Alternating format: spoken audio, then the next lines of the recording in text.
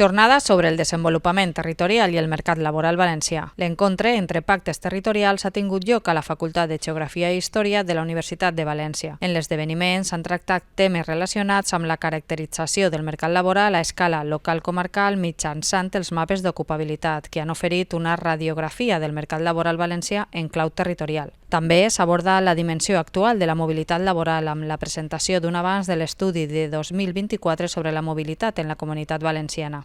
La presentació l'ha realitzada Jorge Hermosilla, catedràtic de Geografía e Historia y fundador del grupo investigador Estepa. Sin duda alguna, los pactos acuerdos territoriales por el empleo tienen una labor fundamental en sus respectivos territorios. Son dinamizadores del mercado laboral, son observatorios del propio territorio y de alguna manera son los responsables de dar información a Labora, que es el Servicio de Empleo Valenciano. Durant la jornada es van presentar a Marisa Mezquita, directora general de Planificació i Serveis de Labora, pòsters informatius amb els indicadors de cada pacte, els seus objectius i accions més destacades.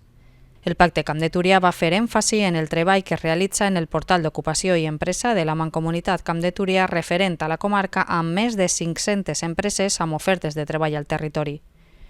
Un altre aspecte que va cridar l'atenció és el treball que des del pacte es fa amb els agents socioeconòmics del territori, que han donat lloc a fòrums participatius com l'Observatori Socioeconòmic de Camp de Túria i les taules sectorials de consulta. També es va valorar els resultats obtinguts en matèria d'orientació laboral i acompanyament a empreses i autònoms. Durant la jornada es va debatre sobre l'avaluació de les polítiques públiques de Labora i es van explicar les accions d'ocupació contra el despoblament que es realitzen des de Labora.